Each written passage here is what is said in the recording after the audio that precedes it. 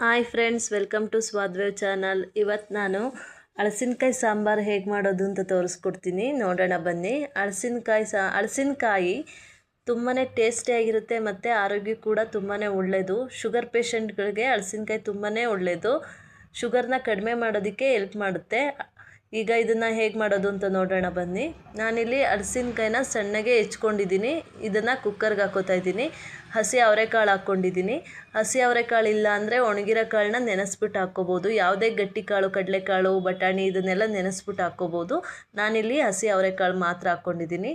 ಮತ್ತು ಒಂದು ಉದ್ದನೆ ಬದನೆಕಾಯಿ ಹಾಕ್ಕೊಂಡಿದ್ದೀನಿ. ಬದನೆಕಾಯಿ ಅಷ್ಟೇ ಸಾಂಬಾರಿಗೆ, ಪಲ್ಯಕ್ಕೆ ಎಲ್ಲ ತುಂಬ ಟೇಸ್ಟ್ ಕೊಡುತ್ತೆ. ಮತ್ತು ಒಂದು 10-15 ಚಪ್ರದವರೆ ಅಥವಾ ಹಿತ್ತಲವರೆಕಾಯಿನ ಹಾಕ್ಕೊಂಡಿದ್ದೀನಿ. ಈಗ ಇವೆಲ್ಲವನ್ನು ಕುಕ್ಕರ್ಗೆ ಹಾಕ್ಕೊಂಡು ನೀರು ಹಾಕ್ಕೊಂಡು 3 ವಿಷಲ್ ಕೂಗಿಸ್ಕೊತೀನಿ. ಹಲಸಿನಕಾಯಿ ತೆಳು ಇದ್ದರೆ ಬೇಗ ಬೇಯುತ್ತೆ, 3 ವಿಷಲ್ ಸಾಕು. ಸ್ವಲ್ಪ ದಪ್ಪ ಇದ್ದರೆ ಇದಕ್ಕೆ 4 ವಿಷಲ್ ಕೂಗಿಸ್ಕೊಳ್ಳಿ. ಅದು ಕೂಗೋಷ್ಟರೊಳಗೆ ಒಂದು ಮಸಾಲೆನ ರೆಡಿ ಮಾಡ್ಕೊಳ್ಳೋಣ. ಜಾಸ್ತಿ ಮಸಾಲೆ ಇಲ್ಲ, ಸಿಂಪಲ್ ಮಸಾಲೆ.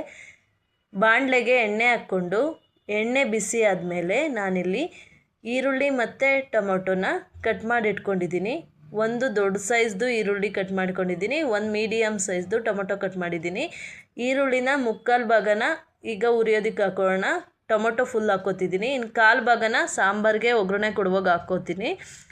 ಈಗ ಟೊಮೊಟೊ ಈರುಳ್ಳಿನ ಸ್ವಲ್ಪ ಎಣ್ಣೆಯಲ್ಲಿ ಬಾಡಿಸ್ಕೊಳ್ಳೋಣ. ಇದು ಬಾಡಿದ್ಮೇಲೆ ಅಥವಾ ಫ್ರೈ ಆದಮೇಲೆ ಇದಕ್ಕೆ ಒಂದು 4 ಎಸಳಿನಷ್ಟು ಬೆಳ್ಳುಳ್ಳಿ ಹಾಕ್ಕೊಂಡಿದ್ದೀನಿ. ಹುಳಿ ಸಾಂಬಾರುಗಳಿಗೆ ಬೆಳ್ಳುಳ್ಳಿ ಜಾಸ್ತಿ ಆದರೆ ಟೇಸ್ಟ್ ಇರಲ್ಲ, ಅದೇ ಸ್ಮೆಲ್ ಬರ್ತಾ ಇರುತ್ತೆ. ಅದಕ್ಕೋಸ್ಕರ ನಾನಿಲ್ಲಿ ಒಂದು 4 ಎಸಳಿನಷ್ಟು ಬೆಳ್ಳುಳ್ಳಿ ಹಾಕ್ಕೊಂಡಿದ್ದೀನಿ. ಈಗ ನಾನು ಇದಕ್ಕೆ ಸ್ವಲ್ಪ ಗಸಗಸೆ ಹಾಕ್ಕೊಂಡಿದ್ದೀನಿ. ಒಂದು ಅರ್ಧ ಸ್ಪೂನಷ್ಟು ಗಸಗಸೆ ಹಾಕ್ಕೊಂಡಿದ್ದೀನಿ. ಗಸಗಸೆನೂ ಅಷ್ಟೇ ಟೇಸ್ಟು ಚೆನ್ನಾಗಿ ಬರೋದಕ್ಕೆ ಹೆಲ್ಪ್ ಮಾಡುತ್ತೆ. ಸಾಂಬಾರು ಪುಡಿನೆಲ್ಲ ಹಾಕಿರ್ತೀವಿ ಗಸಗಸೆನ, ಆದರೂ ಸ್ವಲ್ಪ ಮೇಲೆ ಹಾಕ್ಕೊಂಡ್ರೆ, ಈಗ ಒಗ್ಗರಣೆಗೆ ಮಸಾಲೆ ರುಬ್ಬುವಾಗ ಒಗ್ಗರಣೆಗೆ ಹಾಕ್ಕೊಂಡ್ರೆ ಸ್ವಲ್ಪ ಟೇಸ್ಟ್ ಚೆನ್ನಾಗಿರುತ್ತೆ. ಮತ್ತು ಸ್ವಲ್ಪ ಹುಣಸೆಹಣ್ಣು ಹಾಕ್ಕೊಂಡಿದ್ದೀನಿ. ಹುಣಸೆಹಣ್ಣ ನೋಡಿ ಹಾಕ್ಕೊಳ್ಳಿ, ಟೊಮೊಟೊ ಹಾಕಿರೋದ್ರಿಂದ ಹುಳಿ ಜಾಸ್ತಿ ಆಗುತ್ತೆ.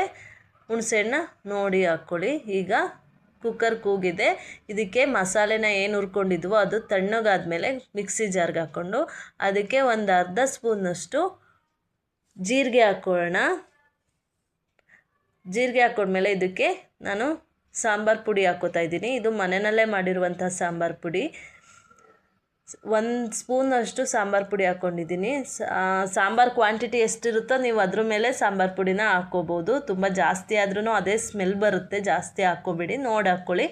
ಮತ್ತು ಖಾರಕ್ಕೆ ಬೇಕಾಗಿರುವಷ್ಟು ಖಾರದ ಪುಡಿ ಹಾಕ್ಕೊಂಡಿದ್ದೀನಿ. ನಾನಿಲ್ಲಿ ಹಸಿಕಾಯಿ ಹಾಕ್ಕೊಂಡಿದ್ದೀನಿ. ನಾನು ಎಲ್ಲದಕ್ಕೂ ಹಸಿಕಾಯಿನೇ ಜಾಸ್ತಿ ಯೂಸ್ ಮಾಡೋದು.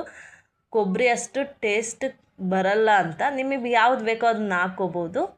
ಹಸಿಕಾಯಿ ಹಾಕ್ಕೊಂಡಿದ್ದೀನಿ. ಮತ್ತು ಹುರ್ಗಡ್ಲೆ ಹಾಕ್ಕೊಂಡಿದ್ದೀನಿ. ಸಾಂಬಾರು ಗಟ್ಟಿ ಬರೋದಕ್ಕೆ ಸ್ವಲ್ಪ ಹುರ್ಗಡ್ಲೆ ಹಾಕ್ಕೋಬೇಕು. ಅದನ್ನೆಲ್ಲ ಪೇಸ್ಟ್ ಮಾಡ್ಕೊಳ್ಳೋಣ. ಚೆನ್ನಾಗಿ ಸಣ್ಣಗೆ ಗ್ರೈಂಡ್ ಮಾಡ್ಕೊಂಡಾದ್ಮೇಲೆ ನೋಡಿ, ಇಲ್ಲಿ ಕುಕ್ಕರ್ ಕೂಗಿದ್ಮೇಲೆ ಇದಕ್ಕೆ ಬೇರೆ ಪಾತ್ರೆಗೆ ಎಣ್ಣೆ ಹಾಕ್ಕೊಂಡು, ಎಣ್ಣೆ ಬಿಸಿ ಆದಮೇಲೆ ಸ್ವಲ್ಪ ಸಾಸಿವೆ ಹಾಕ್ಕೊಂಡಿದ್ದೀನಿ. ಸಾಸಿವೆ ಸಿಡಿದ ಮೇಲೆ ನಾನು ಇದಕ್ಕೆ ಏನು ಉಳಿಸ್ಕೊಂಡಿದ್ನಲ್ಲ ಈರುಳ್ಳಿನ ಮತ್ತು ಕರಿಬೇವಿನ ಸೊಪ್ಪನ್ನು ಎರಡನ್ನೂ ಹಾಕ್ಕೊಂಡು ಫ್ರೈ ಮಾಡ್ಕೋತೀನಿ. ನಾನಿಲ್ಲಿ ಒಣಮೆಣಸಿನ್ಕಾಯಿ ಏನೂ ಹಾಕಿಲ್ಲ ಒಗ್ಗರಣೆಗೆ, ಜಸ್ಟ್ ಕರಿಬೇವು ಮತ್ತು ಈರುಳ್ಳಿ, ಸಾಸಿವೆ ಇಷ್ಟೇ ಹಾಕಿರೋದು. ಮತ್ತು ಈಗೇನು ರುಬ್ಕೊಂಡಿದ್ನಲ್ಲ ಆ ಮಸಾಲೆನ ಈ ಒಗ್ಗರಣೆ ಒಳಗೆ ಹಾಕೋತಾ ಇದ್ದೀನಿ. ಏನಕ್ಕೆ ಒಗ್ಗರಣೆಗೆ ಹಾಕೋತೀನಿ ಅಂದರೆ ಹಸಿ ವಾಸನೆ, ಸಾಂಬಾರು ಪುಡಿದು ಮತ್ತು ಖಾರದ ಪುಡಿದು ಸ್ಮೆಲ್ಲು ಹೋಗೋದಕ್ಕೆ ಒಗ್ಗರಣೆಗೆ ಹಾಕಿ ಸ್ವಲ್ಪ 1-2 ನಿಮಿಷ 3 ನಿಮಿಷ ಕುದಿಸ್ಕೊಂಡ್ರೆ ಆ ಹಸಿ ವಾಸನೆ ಎಲ್ಲ ಹೋಗುತ್ತೆ. ಅದಕ್ಕೋಸ್ಕರ ಒಗ್ಗರಣೆಗೆ ಈ ಮಸಾಲೆನ ಹಾಕ್ಕೋಬೇಕು. ಇದು ಕುದ್ಮೇಲೆ ನೋಡಿ, ಈ ರೀತಿಯಾಗಿ ಜಾಸ್ತಿ ನೀರು ಹಾಕ್ಕೋಬೇಡಿ, ಆಮೇಲೆ ಬೇಕಾದರೆ ಹೆಚ್ಚಿಸ್ಕೋಬೋದು. ಈ ರೀತಿಯಾಗಿ ಹಾಕ್ಕೊಂಡಿದ್ದೀನಿ. ಇದು ಕುದ್ಮೇಲೆ ನಾನು ಇದಕ್ಕೆ ಏನು ಕೂಗಿಸ್ಕೊಂಡಿದ್ನಲ್ಲ ತರಕಾರಿ, ಹಲಸಿನಕಾಯಿ ಕಾಳು ಎಲ್ಲನ ಅದನ್ನು ಇದಕ್ಕೆ ಹಾಕ್ಕೋತಾ ಇದ್ದೀನಿ. ಈಗ ಇದನ್ನೆಲ್ಲನೂ ಪಾತ್ರೆಗೆ ಹಾಕ್ಕೊಂಡು ಇದನ್ನು ಕುದಿ ಬರಿಸ್ಕೊಳ್ಳೋಣ. ಕುದಿ ಬಂದಮೇಲೆ ನಾನು ಇದಕ್ಕೆ ರುಚಿಗೆ ತಕ್ಕಷ್ಟು ಉಪ್ಪು ಮತ್ತು ಸ್ವಲ್ಪ ಅರಿಶಿಣದ ಪುಡಿ ಹಾಕ್ಕೋತೀನಿ. ನಿಮಗೆ ಎಷ್ಟು ಗಟ್ಟಿ ಅಥವಾ ತೆಳು ಬೇಕೋ ಅಷ್ಟು ನೀರು ಹಾಕ್ಕೊಳ್ಳಿ. ನೋಡಿ ನಾನೀಗ ರುಚಿಗೆ ತಕ್ಕಷ್ಟು ಉಪ್ಪು ಹಾಕ್ತಾಯಿದ್ದೀನಿ. ನಾನಿಲ್ಲಿ ಕಲ್ಲುಪ್ಪು ಹಾಕಿದ್ದೀನಿ ಮತ್ತು ಅರಿಶಿನದ ಪುಡಿ ಹಾಕ್ತಾಯಿದ್ದೀನಿ. ಅರಿಶಿನದ ಪುಡಿ ಒಳ್ಳೆ ಕಲರ್ ಕೊಡುತ್ತೆ ಮತ್ತು ಆರೋಗ್ಯಕ್ಕೂ ತುಂಬ ಒಳ್ಳೆಯದು ಅರಿಶಿನದ ಪುಡಿ. ನಾನು ಎಲ್ಲ ಸಾಂಬಾರಿಗೆ, ಎಲ್ಲ ಪಲ್ಯಗಳಿಗೆ, ಎಲ್ಲದಕ್ಕೂ ಅರಿಶಿನದ ಪುಡಿನ ಯೂಸ್ ಮಾಡ್ತೀನಿ. ನೋಡಿ ಈಗ ಹಲಸಿನಕಾಯಿ ಸಾಂಬಾರು ರೆಡಿ ಆಯಿತು. ಇದನ್ನು ಒಂದು 10 ನಿಮಿಷ ಕುದಿಸ್ಕೋಬೇಕು. ಕುದಿಸ್ಕೊಂಡ್ರೆ ತುಂಬಾ ಟೇಸ್ಟಿಯಾಗಿರುವಂತಹ ಹಲಸಿನಕಾಯಿ ಸಾಂಬಾರು ರೆಡಿ ಆಯಿತು. ಮುದ್ದೆ ಜೊತೆಗಂತೂ ತುಂಬಾ ಸೂಪರಾಗಿರುತ್ತೆ ಹಲಸಿನಕಾಯಿ ಸಾಂಬಾರು. ಹಲಸಿನ ಹಣ್ಣಿಗಿಂತ ಹಲಸಿನಕಾಯಿ ಸಾಂಬಾರು, ಹಲಸಿನಕಾಯಿ ತುಂಬ ಒಳ್ಳೆಯದು. ಹಲಸಿನ ಹಣ್ಣು ಶುಗರ್ನ ಜಾಸ್ತಿ ಮಾಡುತ್ತಂತೆ, ಕಾಯಿ ಶುಗರ್ನ ಕಡಿಮೆ ಮಾಡುತ್ತಂತೆ. ಅದಕ್ಕೋಸ್ಕರ ಇದು ಸೀಸನ್ ಇದ್ದಾಗ ನಾವು ಹಲಸಿನಕಾಯಿ ಸಾಂಬಾರು, ಹಲಸಿನಕಾಯಿ ಪಲ್ಯ ಎಲ್ಲದನ್ನೂ ಮಾಡ್ಕೊಂಡು ತಿನ್ನಬೇಕು. ಸೀಸನಲ್ಲಿ ಏನೇನು ತರಕಾರಿ ಸಿಗುತ್ತೋ ಎಲ್ಲದನ್ನೂ ತಿನ್ನಬೇಕು. ಈಗ ಹಲಸಿನಕಾಯಿ ಸಾಂಬಾರು ರೆಡಿ ಆಯಿತು.